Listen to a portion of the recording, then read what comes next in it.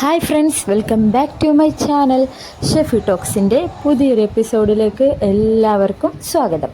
അപ്പോൾ ഇന്നത്തെ വീഡിയോ എന്ന് പറഞ്ഞാൽ അംഗനവാടി ഇൻ്റർവ്യൂവിന് ചോദിക്കുന്ന പ്രധാനപ്പെട്ട ക്വസ്റ്റ്യൻസ്, അതായത് നമ്മുടെ സബ്സ്ക്രൈബേഴ്സിനോട് ചോദിച്ചിട്ടുള്ള ചോദ്യങ്ങൾ ആണ് ഇന്ന് ഞാൻ ചെയ്യാൻ പോകുന്നത്. അപ്പോൾ നമ്മുടെ സബ്സ്ക്രൈബേഴ്സ് പോയിട്ട് അധികം ദിവസങ്ങളൊന്നും ആയതല്ല, 6 ദിവസം 5 ദിവസം 4 ദിവസമൊക്കെ മുമ്പ് ഇൻ്റർവ്യൂവിന് പോയവരോട് ചോദിക്കുന്ന പ്രധാനപ്പെട്ട ചോദ്യങ്ങളാണ്.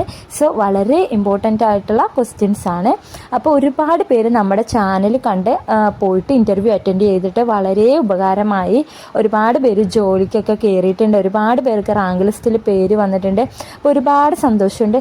ശരിക്കും പറഞ്ഞാൽ ഞാൻ അംഗനവാടി ഇൻ്റർവ്യൂവിന് പോയിരുന്ന സമയത്ത് ഒന്നും ഉണ്ടായിരുന്നില്ല. ഒന്ന് റെഫർ ചെയ്യാനായിട്ട് തന്നെ ഇങ്ങനെ ഇതുപോലെ യൂട്യൂബ് ചാനലിലൂടെ ഞാൻ ഒരുപാട് യൂട്യൂബിൽ ഗൂഗിളിലൊക്കെ സെർച്ച് ചെയ്തു, ഒന്നും തന്നെ കിട്ടിയില്ല. അപ്പോൾ അന്നേ ഞാൻ കരുതിയിട്ടുണ്ടായിരുന്നു, ശരിക്കും പറഞ്ഞാൽ ഇങ്ങനൊരു മറ്റുള്ളവർക്കൊരു സഹായമാണ്. എല്ലാവരും യൂട്യൂബിലല്ലേ സെർച്ച് ചെയ്യുള്ളൂ. അപ്പോൾ ഞാൻ അന്നേ കരുതിയിട്ടുണ്ടായിരുന്നു മറ്റുള്ളവർക്ക് ഇത് ഹെൽപ്ഫുൾ ആയിരിക്കും. അങ്ങനെ കരുതിയാണ് ഞാൻ ശരിക്കും പറഞ്ഞാൽ ഇങ്ങനൊരു വീഡിയോ ചെയ്തത്. എനിക്ക് അന്ന് ആരെങ്കിലുമൊക്കെ ഇങ്ങനെ വീഡിയോ ചെയ്തിട്ടുണ്ടായിരുന്നെങ്കിൽ എനിക്ക് ഒരുപാട് സപ്പോർട്ടാണ്. കാരണം എങ്ങനെയുള്ള ക്വസ്റ്റ്യൻസ് ആണ്, എന്താണ് അവിടെ നടക്കുന്നത് ഒന്നും നമുക്കറിയില്ലല്ലോ. അപ്പോൾ ഇതൊക്കെ ഒന്ന് അറിഞ്ഞിരുന്നിട്ടുണ്ടെങ്കിൽ നമുക്ക് ആ രീതിയിൽ പെരുമാറാമല്ലോ. ഞാൻ ഇൻ്റർവ്യൂവിന് പോയിരുന്ന സമയത്ത് ശരിക്കും പറഞ്ഞാൽ ഒന്നും അറിയാതെയാണ് ഞാൻ ഇൻ്റർവ്യൂ അറ്റൻഡ് ചെയ്തത് തന്നെ. ഓക്കെ, അപ്പോൾ അന്ന് മുതൽ അപ്പോൾ എനിക്ക് ഇങ്ങനെയുള്ള കമൻറ്റുകളൊക്കെ കാണുമ്പോൾ ഒരുപാട് സന്തോഷമുണ്ട്. കാരണം അന്നേ ഞാൻ ഓർത്തതാണ് മറ്റുള്ളവർക്ക് ഹെൽപ്ഫുള്ളായിട്ട് ഇങ്ങനെ എനിക്കറിയാവുന്ന കാര്യങ്ങൾ മറ്റുള്ളവരുമായിട്ട് ഷെയർ ചെയ്യുന്ന കാര്യം. അതെനിക്ക് പണ്ട് തൊട്ടേ വളരെ ഇഷ്ടമാണ്. അപ്പോൾ അതിലും ഒരുപാട് പേര്, ഇപ്പോൾ ഞാൻ ജസ്റ്റ് ഒരു കമൻറ്റ് എടുത്തിട്ടുള്ളൂ. അപ്പോൾ ഇങ്ങനെയൊക്കെ കാണുമ്പോൾ നല്ല നല്ല കമൻറ്റുകൾ കാണുമ്പോൾ എനിക്ക് ഒരുപാട് സന്തോഷമുണ്ട്. അപ്പോൾ ഹലോ ചേച്ചി, എനിക്ക് ഇന്നായിരുന്നു ഇൻ്റർവ്യൂ, അപ്പോൾ വളരെ യൂസ്ഫുൾ ആയെന്നൊക്കെ പറഞ്ഞാണ് കമൻറ്റ്. ഓക്കെ, അപ്പോൾ ലാഗ് ആക്കുന്നില്ല, എന്തായാലും നമുക്ക് വീഡിയോയിലേക്ക് പോകാം. അപ്പോൾ നമ്മൾ ചാനൽ ആദ്യമായിട്ട് കാണുന്നവരാണെങ്കിൽ ഇപ്പോൾ തന്നെ ഒന്ന് സബ്സ്ക്രൈബ് ചെയ്യണം. ഇത് മാത്രമല്ല, ഒരുപാട് ജോബ് വേക്കൻസീസ് നമ്മുടെ ചാനലിലൂടെ ഇടുന്നുണ്ട്. അപ്പോൾ ഇപ്പോൾ ഈ ഒരു ടൈം ആയതുകൊണ്ടിട്ടാണ്, എല്ലാവരും ചോദിക്കുന്നത് കൊണ്ടിട്ടാണ് ടൈം കിട്ടുന്നതനുസരിച്ച് ഞാൻ ഈ ഒരു വീഡിയോസ് ചെയ്യാനായിട്ട് നോക്കുന്നത്. ഓക്കെ, അപ്പോൾ എന്തായാലും നമ്മുടെ ചാനൽ ആദ്യമായിട്ട് കാണുന്നവരാണെങ്കിൽ ഇപ്പോൾ തന്നെ സബ്സ്ക്രൈബ് ചെയ്യണം, ബെൽ ബട്ടൺ എനേബിൾ ചെയ്യാൻ മറക്കരുത്. എങ്കിൽ മാത്രമേ നമ്മളിടുന്ന പുതിയ വീഡിയോസ് നിങ്ങൾക്ക് നോട്ടിഫിക്കേഷനായി ലഭിക്കുകയുള്ളൂ. ഓക്കെ, അപ്പോൾ എന്തായാലും നമുക്ക് വീഡിയോയിലേക്ക് പോകാം. അപ്പോൾ ഒരു 6 ദിവസം മുമ്പ് നമ്മുടെ സബ്സ്ക്രൈബർ ഇൻ്റർവ്യൂവിന് പോയപ്പോൾ ചോദിച്ചതാണ്. അപ്പോൾ എന്നോട് ചോദിച്ച ക്വസ്റ്റ്യൻസ്: സതി എന്നാൽ എന്ത്, മലയാളത്തിൽ ശൈശവവിവാഹം ആരാണ് കൊണ്ടുവന്നത്, അതുപോലെ കൗമാരക്കാരായ പെൺകുട്ടികളുടെ കാര്യം, ആക്ഷൻ സോങ്, ഇതൊക്കെയാണ് ചോദിച്ചത്. അപ്പോൾ നിങ്ങൾ പറഞ്ഞുകൊണ്ട് തന്നെ ഞാനിതൊരു നോട്ടാക്കി. നിങ്ങളെല്ലാവരും പറഞ്ഞു എനിക്ക് പറയുന്നത് ഒന്ന് എഴുതിയും കൂടി കാണിക്കുമായിരുന്നെങ്കിൽ കുറച്ചുകൂടി യൂസ്ഫുള്ളാണ്. സോ ഇന്ന് അതുപോലെ നിങ്ങൾക്കൊരു ചെറിയൊരു നോട്ട് പോലെയൊക്കെ തയ്യാറാക്കിയിട്ടാണ് ഞാൻ വന്നിട്ടുള്ളത്. അതുകൊണ്ട് എല്ലാവരും തന്നെ ഫുള്ളായിട്ട് വീഡിയോ കാണണേ. അപ്പോൾ സതി എന്നാൽ എന്ത്? ഭാര്യ ജീവിച്ചിരിക്കെ ഭർത്താവ് മരിച്ചാൽ ഭർത്താവിൻ്റെ ചിതയിൽ ചാടി ഭാര്യ മരിക്കുന്ന ആചാരത്തെയാണ് സതി അഥവാ സഹഗമനം എന്ന് പറയുന്നത്. രജപുത്ര വംശത്തിലായിരുന്നു സതി തുടക്കത്തിൽ ഉണ്ടായിരുന്നത്. രാജാറാം മോഹൻ റോയ് എന്ന സാമൂഹിക പരിഷ്കർത്താവിൻ്റെ പ്രവർത്തനങ്ങൾ സതി നിരോധിക്കുന്നതിന് ഒരു വലിയ അളവിന് വരെ കാരണമായി.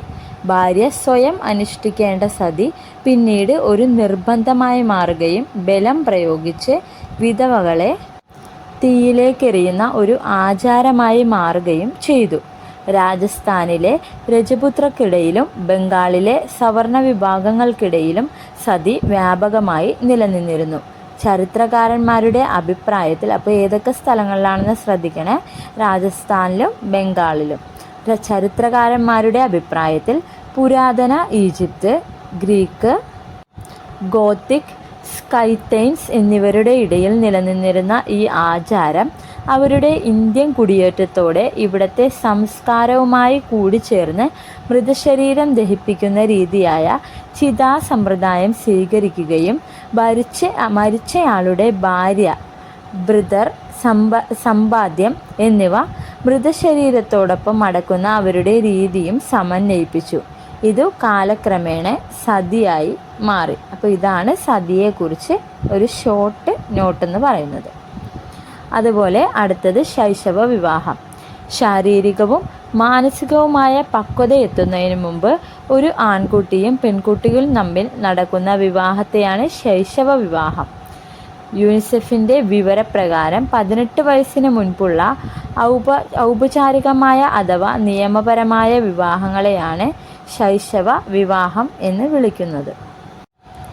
ശാരീരികമായി അപക്വമായ പ്രായത്തിലുള്ള വിവാഹമാകയാൽ UN വനിതാ സമിതി ശൈശവ വിവാഹത്തെ 18 വയസ്സിന് മുൻപുള്ള നിർബന്ധിത വിവാഹം എന്നുകൂടി വിളിക്കുന്നു. വിവാഹപ്രായം വ്യത്യസ്ത സമുദായങ്ങൾ, സ്ഥലങ്ങൾ എന്നിവിടങ്ങളിൽ വ്യത്യസ്തമാണ്. 18 വയസ്സിൽ താഴെയുള്ള പെൺകുട്ടികളെ പ്രായപൂർത്തിയായ പുരുഷൻ വിവാഹം ചെയ്തു ശാരീരിക ബന്ധം പുലർത്തുന്നത് ബലാത്സംഗ കുറ്റത്തിൻ്റെ പരിധിയിൽ വരുന്ന ഒന്നാണ്. അപ്പോൾ ഇതാണ് ശൈശവ വിവാഹത്തെക്കുറിച്ച് ചെറിയൊരു നോട്ട്. അടുത്ത ക്വസ്റ്റ്യൻ വരുന്നത്, എനിക്ക് 14 ഓഗസ്റ്റ് 2024 ഇൻ്റർവ്യൂ.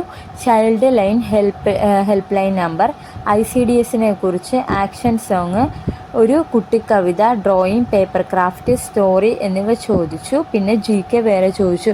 ഇപ്പോൾ ഞാൻ പറയട്ടെ, സ്റ്റോറി, അതുപോലെ തന്നെ ആക്ഷൻ സോങ്, പിന്നെ അതുപോലെ സോങ്സ്, ഡാൻസ്, പിന്നെ ഡ്രോയിങ്, ഇതൊക്കെ ക്രാഫ്റ്റ് വർക്ക്, ഇതൊക്കെ എല്ലാവരും ചോദിക്കുന്നുണ്ടെന്ന് ചെയ്യണമെന്ന്. അപ്പോൾ ഞാൻ ഈ വീഡിയോയിൽ ഉൾപ്പെടുത്തുന്നില്ല. അപ്പോൾ അടുത്ത വീഡിയോയിൽ ഞാൻ അതൊക്കെ ഉൾപ്പെടുത്തിയിട്ട് ഒരു വീഡിയോ തീർച്ചയായും ചെയ്യുന്നതായിരിക്കും. അപ്പോൾ ഇതിൽ പിന്നീട് നമുക്ക് ചോദിച്ചിട്ടുള്ള ചൈൽഡ് ഹെൽപ്പ് ലൈൻ നമ്പറൊക്കെ നമുക്ക് ഈ ആൻസർ ചെയ്യാം. 1098 ആണ് ചൈൽഡ് ഹെൽപ്പ് ലൈൻ നമ്പർ വരുന്നത്. ടോൾ ഫ്രീ നമ്പറാണ്. അതുപോലെ തന്നെ 24 അവേഴ്സും വർക്കിംഗ് ആയിരിക്കും. ചിൽഡ്രൻസിൻ്റെ പ്രൊട്ടക്ഷന് വേണ്ടിയിട്ടുള്ളതാണ് ഈ ഒരു ഹെൽപ്പ് ലൈൻ നമ്പർ 1098. എമർജൻസി കോൺടാക്ട്സിന് 24 അവേഴ്സും വർക്കിംഗ് ആയിരിക്കും. അപ്പോൾ അത് പ്രധാനമായിട്ടും നിങ്ങൾ പറയുന്ന ടോൾ ഫ്രീ നമ്പറാണ് 1098. അടുത്ത ക്വസ്റ്റ്യൻ നമുക്ക് നോക്കാം.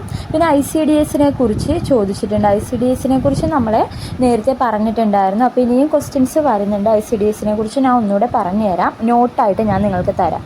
അപ്പോൾ അടുത്തത്, ഇൻ്റർവ്യൂ കഴിഞ്ഞു. ഇന്ന് ആക്ഷൻ സോങ് പാട്ട് വെച്ച് കളിക്കാൻ പറഞ്ഞു. അംഗൻവാടിയുടെ അർത്ഥം, നിലവിൽ വന്ന വർഷം, അംഗൻവാടി ഏത് വകുപ്പിൻ്റെ കീഴിൽ വരുന്നു എന്നൊക്കെ ചോദിച്ചു. അപ്പോൾ ഞാൻ പറഞ്ഞില്ലേ, ആക്ഷൻ സോങ്, അതുപോലെ അതൊക്കെ ഞാൻ വേറൊരു വീഡിയോയിൽ എല്ലാം കൂടി ഉൾപ്പെടുത്താം.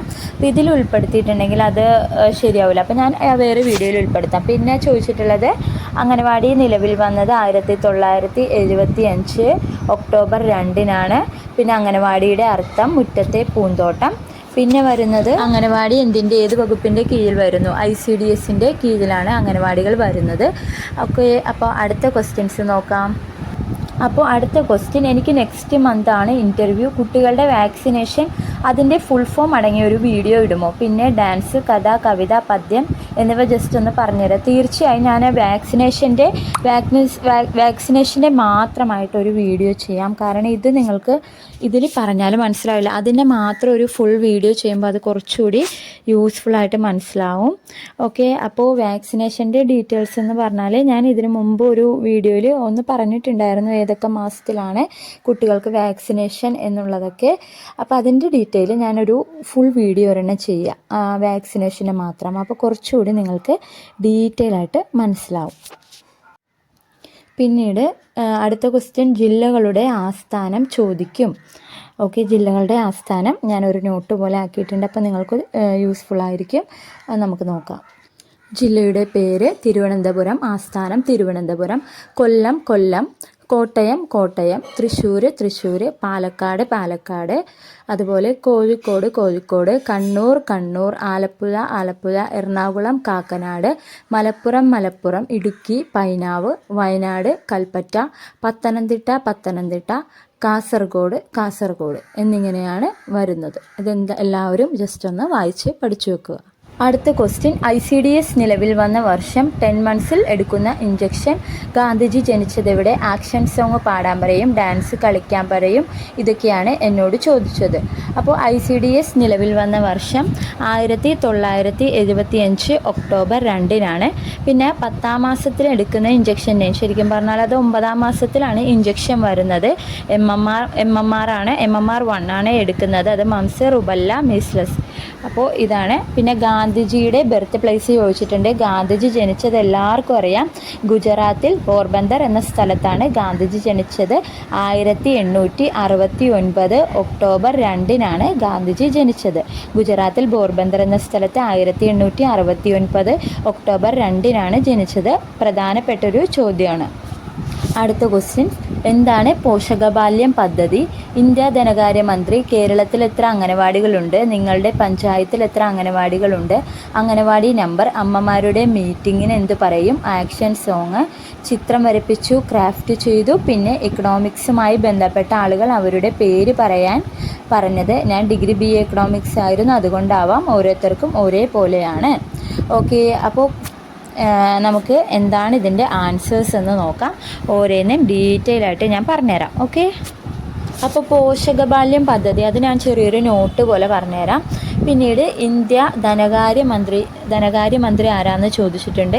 KN ബാലഗോപാലാണ് ധനകാര്യ മന്ത്രി വരുന്നത്. അതുപോലെ തന്നെ കേരളത്തിൽ എത്ര അംഗനവാടികളുണ്ട്? 33,115 അംഗനവാടികളാണ് കേരളത്തിലുള്ളത്. 33,115 അംഗനവാടികളാണ് കേരളത്തിലുള്ളത്. അതുപോലെ തന്നെ പിന്നീട് ചോദിച്ചിട്ടുള്ള നിങ്ങളുടെ പഞ്ചായത്തിൽ എത്ര അംഗനവാടികളുണ്ട്? അത് ഓരോ നിങ്ങളുടെ പഞ്ചായത്തിലും വ്യത്യസ്തമാണ്. അപ്പോൾ നിങ്ങളുടെ അംഗനവാടി നമ്പർ അതും നിങ്ങൾക്ക് ഓൾമോസ്റ്റ് ഒരുവിധം എല്ലാവർക്കും അറിയാം. ഇല്ലെങ്കിൽ നിങ്ങളുടെ അംഗനവാടി ടീച്ചറോടൊന്ന് വിളിച്ചു ചോദിക്കൂ, അപ്പോൾ അവർ പറഞ്ഞു തരും കേട്ടോ. അല്ലെങ്കിൽ നിങ്ങളുടെ കയ്യിൽ മറ്റേ അമ്മയും കുഞ്ഞും കാർഡും ഉണ്ടെങ്കിൽ അതിൽ നിങ്ങളുടെ അംഗനവാടി നമ്പറൊക്കെ എഴുതിയിട്ടുണ്ടാവും. അപ്പോൾ അതിൽ ജസ്റ്റ് ഒന്ന് നോക്കിയാൽ മതി കേട്ടോ. അപ്പം 33,115 അംഗനവാടികളുണ്ട്. പിന്നീട് ചോദിക്കുന്നത് അമ്മമാരുടെ മീറ്റിങ്ങിന് പറയുന്ന പേര്. അത് മാതാ സഭ എന്നാണ് കുട്ടികളുടെ അംഗനവാടിയിൽ അമ്മമാരുടെ മീറ്റിങ്ങിന് പറയുന്ന പേര്. പിന്നെ ആക്ഷൻ സോങ്, ചിത്രം, അതൊക്കെ ഞാൻ പറഞ്ഞല്ലോ വേറൊരു വീഡിയോയിൽ ഞാൻ പറഞ്ഞുതരാം. പിന്നെ എക്കണോമിക്സുമായി ബന്ധപ്പെട്ട് ഏറ്റവും ഈസി ആയിട്ട് പറയാവുന്നതാണ് ഫാദർ ഓഫ് എക്കണോമിക്സ്. അതാരാന്നറിയാം? Adam Smith. ഓക്കെ, അപ്പോൾ ഇതൊക്കെയാണ്. പിന്നെ ബാക്കിയുള്ളത് ഞാൻ ചെറിയൊരു നോട്ടായിട്ട് നിങ്ങൾക്ക് പറഞ്ഞുതരാം. എന്താണ് പോഷകബാല്യം പദ്ധതി? കുട്ടിക്കുരുന്നുകളുടെ കരുത്ത് ഉറപ്പാക്കാൻ അംഗനവാടികളിൽ കേരളത്തിൻ്റെ പോഷകബാല്യം പദ്ധതി ഉദ്ഘാടനം നടന്നു. പദ്ധതിയുടെ ഭാഗമായി ആഴ്ചയിൽ 2 ദിവസം വീതം മുട്ടയും പാലും കുട്ടികളുടെ ആഹാര വിഭവങ്ങളിൽ ഉൾപ്പെടുത്തുന്നു. വനിതാ ശിശു വികസന വകുപ്പിന് കീഴിലുള്ള 33,115 അംഗനവാടികളിലും ഈ പദ്ധതി നടപ്പിലാക്കി വരുന്നുണ്ട്. അതുപോലെ പോഷകാഹാര നിലവാരം ഉയർത്തുന്നതിനും സുസ്ഥിര വികസന ലക്ഷ്യം കൈവരിക്കുന്നതിനുമായാണ് ആഴ്ചയിൽ 2 ദിവസം മുട്ടയും 2 ദിവസം പാലും നൽകുന്നത്. ഒരു കുട്ടിക്ക് ഒരു ദിവസം 1 ഗ്ലാസ് പാൽ വീതം ആഴ്ചയിൽ തിങ്കൾ വ്യാഴം ദിവസങ്ങളിലും ആഴ്ചയിൽ ചൊവ്വ വെള്ളി ദിവസങ്ങളിൽ മുട്ടയും നൽകുന്നതാണ്. അംഗനവാടിയിലെ 3 വയസ്സ് മുതൽ 6 വയസ്സ് വരെയുള്ള 4 ലക്ഷത്തോളം പ്രീ സ്കൂൾ കുട്ടികൾക്ക് ഈ പദ്ധതിയുടെ പ്രയോജനം ലഭിക്കും. കുഞ്ഞുങ്ങളുടെ ബൗദ്ധികവും വൈകാരികവും സാമൂഹികവും ആരോഗ്യപരവുമായ വികാസത്തിന് ഊന്നൽ നൽകി 6 സേവനങ്ങളാണ് അംഗനവാടി വഴി നൽകുന്നത്. ഇതിൽ ഒന്ന് ഞാൻ നേരത്തെ പറഞ്ഞിട്ടുണ്ടായിരുന്നു, അംഗനവാടി വഴി നൽകുന്ന സേവനങ്ങൾ. ഇതിലൊരു പ്രധാന സേവനമാണ് അനുപൂരക പോഷകാഹാരം പദ്ധതി. നമ്മൾ പഠിച്ചായിരുന്നു. അപ്പോൾ ഈ പദ്ധതി പ്രകാരം 6 മാസം മുതൽ 6 വയസ്സ് വരെയുള്ള കുഞ്ഞുങ്ങൾക്ക്, ഗർഭിണികൾ, അതുപോലെ മുലയൂട്ടുന്ന അമ്മമാർ എന്നിവർക്ക് അംഗനവാടികളിലൂടെ അനുപൂരക പോഷകാഹാരം നൽകി വരുന്നു. ഇത് കൂടാതെയാണ് അംഗനവാടി മെനുവിൽ പാലും മുട്ടയും ഉൾപ്പെടുത്തിയിട്ടുള്ളത്. ഓക്കെ, അപ്പം ഞാൻ ഇതിന് മുമ്പത്തെ വീഡിയോയിലൊക്കെ പറഞ്ഞു. അപ്പോൾ അതിൻ്റെ ഒരു എക്സ്പ്ലനേഷൻ കൂടിയാണ് ഈ ഒരു പദ്ധതി എന്ന് പറഞ്ഞാൽ. അടുത്ത ക്വസ്റ്റ്യൻ, ഇൻ്റർവ്യൂ കഴിഞ്ഞു, ഇന്ന് ആക്ഷൻ സോങ് പാട്ട് വെച്ച് കളിക്കാൻ പറഞ്ഞു. അംഗനവാടിയുടെ അർത്ഥം, നിലവിൽ വന്ന വർഷം, അംഗനവാടി ഏത് വകുപ്പിൻ്റെ കീഴിൽ വരുന്നു എന്നൊക്കെ ചോദിച്ചു. ഇത് നമ്മൾ നേരത്തെ പറഞ്ഞിട്ടുണ്ടായിരുന്നു. ഓക്കെ, അപ്പോൾ അടുത്ത ക്വസ്റ്റ്യൻ എന്താണെന്ന് നോക്കാം. അംഗനവാടിയുടെ അർത്ഥം മുറ്റത്തെ പൂങ്കണം, ICDSൻ്റെ മുറ്റത്തെ പൂന്തോട്ടം. പിന്നെ ICDSൻ്റെ കീഴിലാണ് അംഗനവാടി വരുന്നത്. പിന്നെ 1975 ഒക്ടോബർ 2 അംഗനവാടി നിലവിൽ വന്ന വർഷം. ഓക്കെ, അപ്പോൾ അടുത്തത് എന്താണെന്ന് നമുക്ക് നോക്കാം. ഞാൻ അധികം ക്വസ്റ്റ്യൻസ് ഒന്നും എടുത്തിട്ടില്ല കേട്ടോ, കുറച്ച് ക്വസ്റ്റ്യൻസ് എടുത്തിട്ടുള്ളൂ. കാരണം ഒരുപാടായാൽ നിങ്ങൾക്കും ക്ലാസ് കേൾക്കാൻ ഒരു ഇൻട്രസ്റ്റ് ഉണ്ടാവില്ലല്ലോ. സോ കുറച്ച് ക്വസ്റ്റ്യൻസ് എടുത്തിട്ടുള്ളൂ. ഇനി കുത്തിവെപ്പിനെ കുറിച്ചും ICDSനെ കുറിച്ച് പഠിച്ചിട്ട് നമുക്ക് നിർത്താം.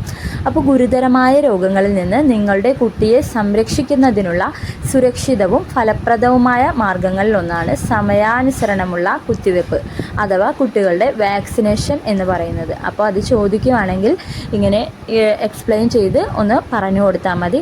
ഇനി നമുക്ക് ICDSൻ്റെ ലക്ഷ്യങ്ങൾ അതും കൂടി ഒരു നോട്ട് പോലെ ഞാൻ തയ്യാറാക്കിയെന്ന് പറഞ്ഞില്ല, അതും കൂടി ഒന്ന് നോക്കാം.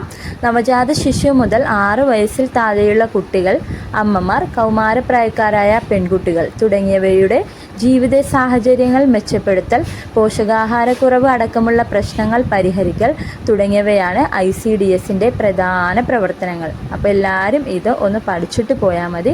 ഒരുപാട് യൂസ്ഫുൾ ആയിട്ടുള്ള വീഡിയോ ആണ്. ഒരുപാട് ക്വസ്റ്റ്യൻസ് ഇതിൽ ആഡ് ചെയ്തിട്ടുണ്ട്, പുതിയ അപ്പോൾ ഇതുവരെ ചെയ്യാത്ത ക്വസ്റ്റ്യൻസ് ആണ് ഇതിൽ ആഡ് ചെയ്തിട്ടുള്ളത്. സോ വീഡിയോ എല്ലാവർക്കും യൂസ്ഫുള്ളായി ഇഷ്ടപ്പെട്ടെന്ന് വിചാരിക്കുന്നു. ഇഷ്ടപ്പെട്ട ഇപ്പോൾ തന്നെ ഒന്ന് ലൈക്ക് ചെയ്യുക, ഷെയർ ചെയ്യുക, സബ്സ്ക്രൈബ് ചെയ്ത് സപ്പോർട്ട് ചെയ്യുക. അപ്പോൾ നല്ലൊരു വീഡിയോ ആയിട്ട് കാണാം. അതുവരെ ബൈ ബൈ. പിന്നെ എന്തെങ്കിലും വീഡിയോസ് വേണേൽ പറഞ്ഞാൽ മതി.